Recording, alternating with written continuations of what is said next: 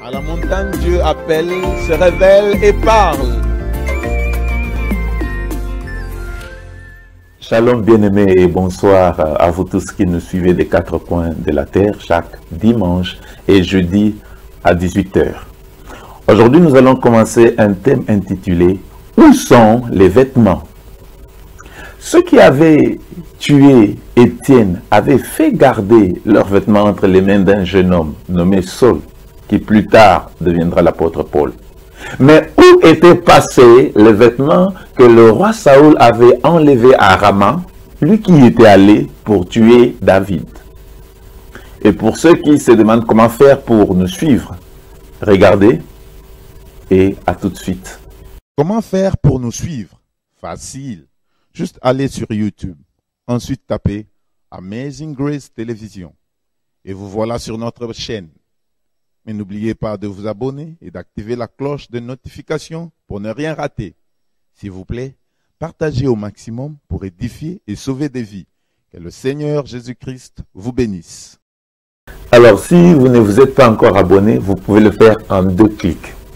Juste cliquez ici pour regarder la vidéo, puis cliquez pour s'abonner. Et c'est fini. Merci de le faire.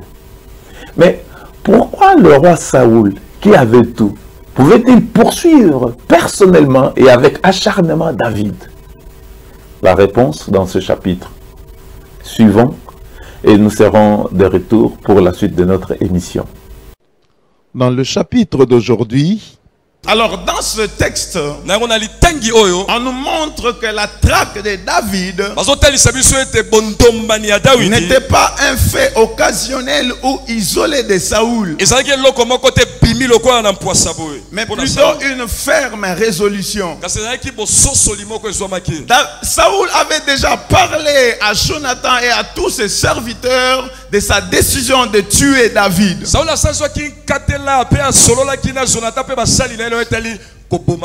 Bien-aimé, quand il parlait à Jonathan, il savait que Jonathan était un ami intime à David. Mais pourquoi lui dire? Et ce Saoul, c'est David qu'il veut tuer, n'était pas un serviteur comme les autres. Il était son gendre. Écoutez, dans la vie, quand quelqu'un ne cesse de citer ton nom partout où il va, soit c'est pour te faire du bien, soit c'est pour te faire du mal. Car c'est de l'abondance du cœur que la bouche parle. Je suis en train de dire qu'il faut faire très attention avec un ennemi déterminé. Car dans sa détermination, il est prêt à remuer ciel et terre pour assouvir sa soif.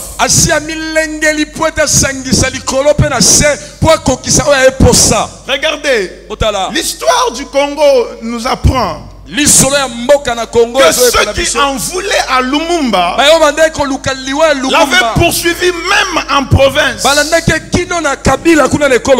Pour avoir la vie de Jésus, Hérode est allé jusqu'à sacrifier des milliers d'enfants. Et dans ce passage, Saoul a poursuivi David partout. Mais regardez, Saoul avait David en face de lui.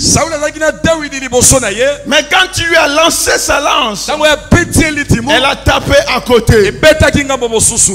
Saoul avait encerclé la maison de David. Mais quand ces soldats se sont introduits, David n'était plus là. J'ai une bonne nouvelle pour quelqu'un ce matin. L'ennemi peut très bien faire ses calculs pour t'atteindre. Mais écoute, à la dernière minute, cela va échouer. Car ma Bible dit, former des projets, ils seront sans effet. Dites une parole cela ne tiendra pas. Car l'Éternel est avec nous. Je suis en train de dire à quelqu'un, tout plan de l'ennemi contre ta vie, ça va échouer.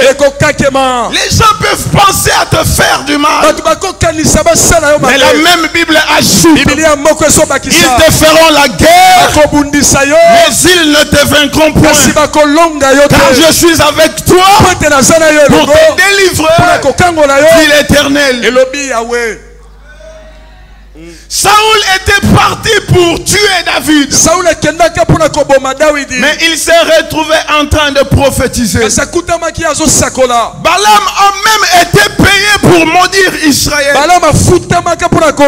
mais il s'est retrouvé en train de bénir Israël. Je suis venu dire à quelqu'un ce matin que Dieu va utiliser tes ennemis pour ton bien. Écoute, après avoir échoué dans le désert, le diable avait pensé que conduire Jésus à Golgotha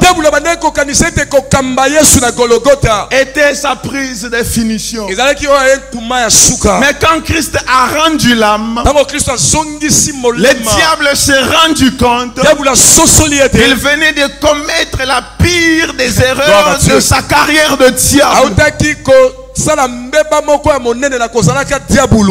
Or, la Bible nous dit que ces choses ont été écrites pour notre instruction. Je suis en train de dire deux choses.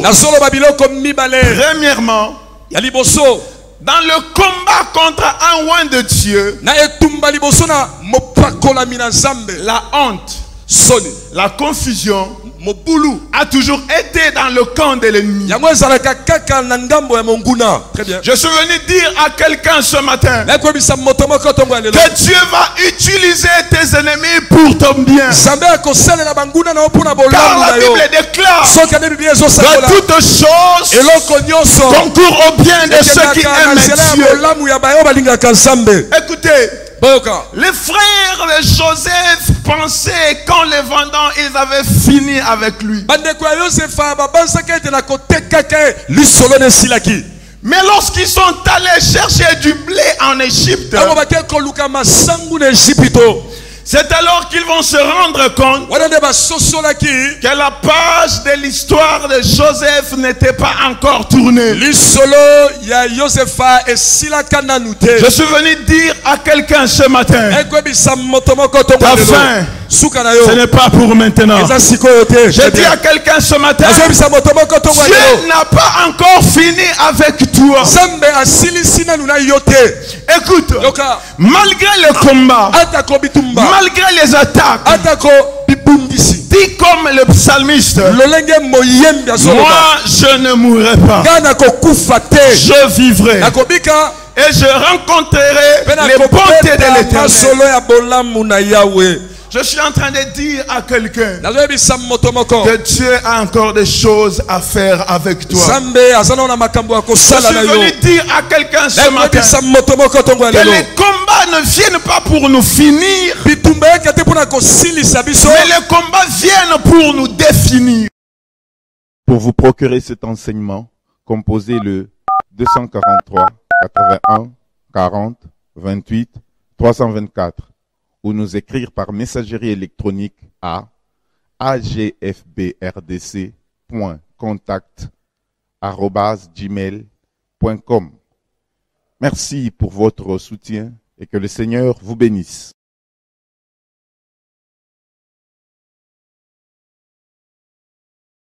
Je suis en train de dire à quelqu'un que Dieu a encore des choses à faire avec toi. Je suis venu dire à quelqu'un ce matin que les combats ne viennent pas pour nous finir, mais les combats viennent pour nous définir. Deuxième chose, quand on perd l'onction,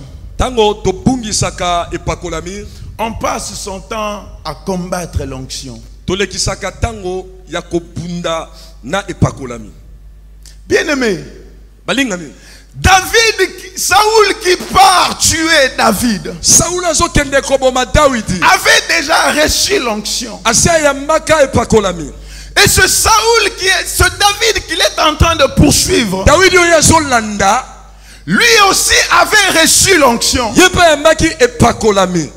Plus encore, tous deux avaient reçu l'onction d'une même personne. Mais ce Saoul qui avait reçu l'onction le premier n'a pas su voir que sur la tête de David se trouvait l'onction. Je suis en train de dire, quand on ne sait pas reconnaître l'onction, on passe son temps à combattre l'onction. Ça veut dire que quand Saoul était allé pour tuer David, c'est que l'onction était allée tuer l'onction. Je suis venu dire à quelqu'un ce matin qu'un ouin ne peut pas combattre un autre ouin. Je suis venu dire à l'église de Salongo, pour que nos coupes débordent, l'onction doit cesser de faire la guerre à l'onction. Écoutez, les assemblées sont devenues faibles aujourd'hui parce que les onctions se font la guerre. Si tu ne sais pas reconnaître l'onction sur un frère ou sur une sœur, la réponse est claire, tu la combattras. Mais j'ai aimé la réponse de Moïse lorsqu'on lui a appris qu'il y avait deux anciens qui étaient restés dans le camp et qui étaient en train de prophétiser.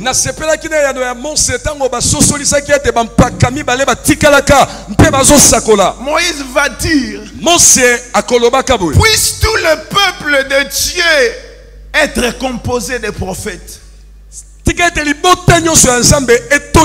Que je ne sois pas seul, mais que nous soyons tous des prophètes. Je suis en train de dire à quelqu'un, écoutez, pour qu'il y ait guerre entre deux ouins, l'un d'eux doit être soit un ex-ouin, soit un non-ouin, soit un anti-ouin. Pour qu'il y ait guerre entre deux ouins, l'un d'eux doit avoir un problème avec l'onction. Et c'était le cas avec Saoul. Écoutez, le problème de Saoul, ce n'était pas David. Le problème de Saoul, c'était avec l'onction. Le problème de Caïn, ce n'était pas Abel. Mais le problème de Caïn, c'était avec Dieu. Très bien. Alors, quand David fuit du palais royal, il est allé dans sa maison. Quand Saoul a envoyé des hommes chez lui,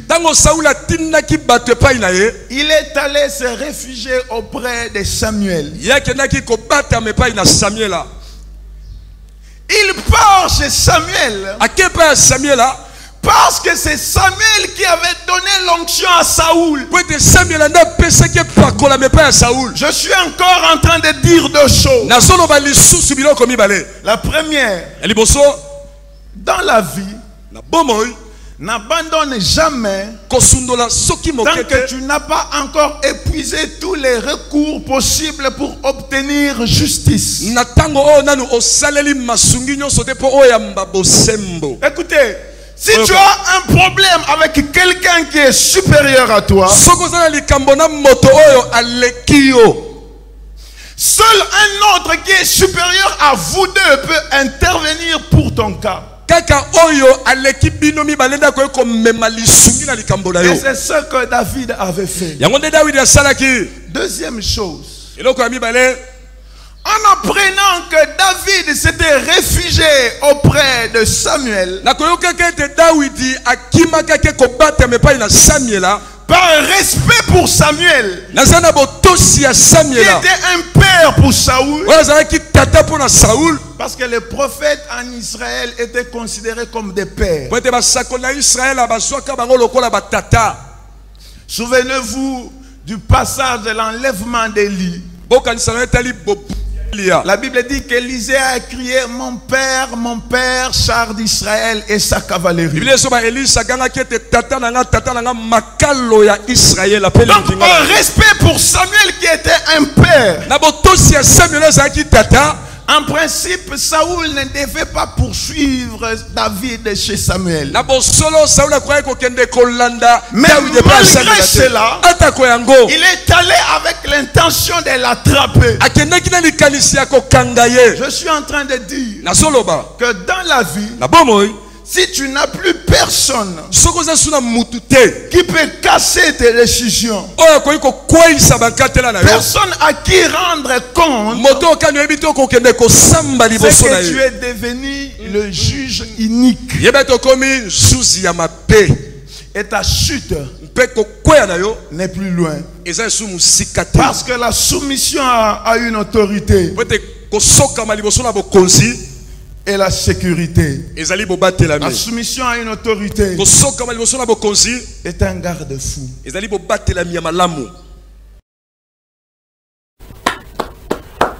Gloire à Dieu pour ce message.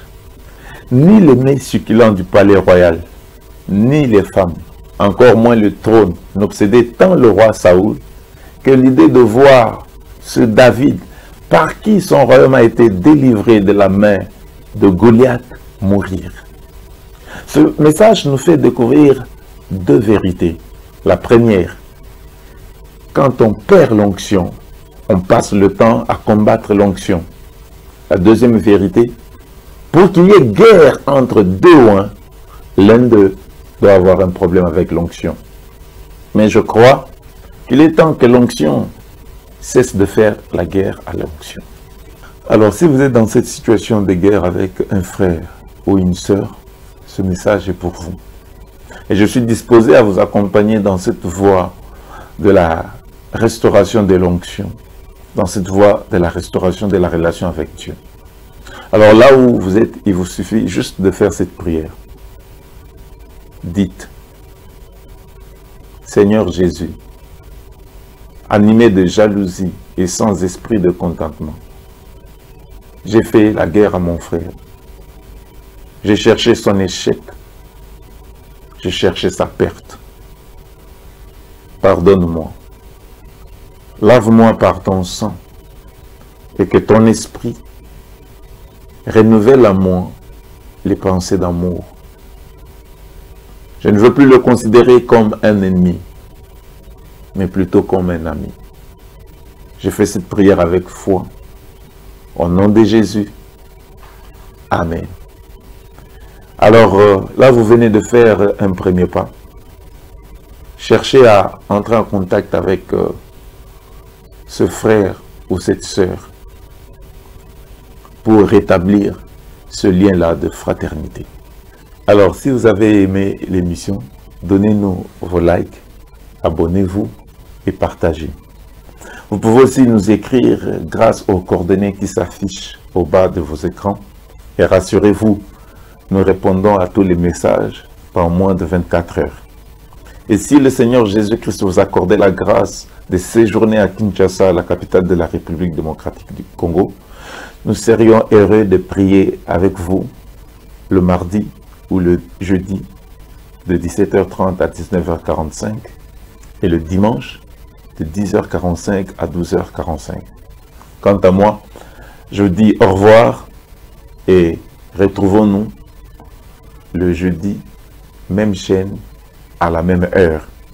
Mais avant de nous séparer, regardez ceci. Bye.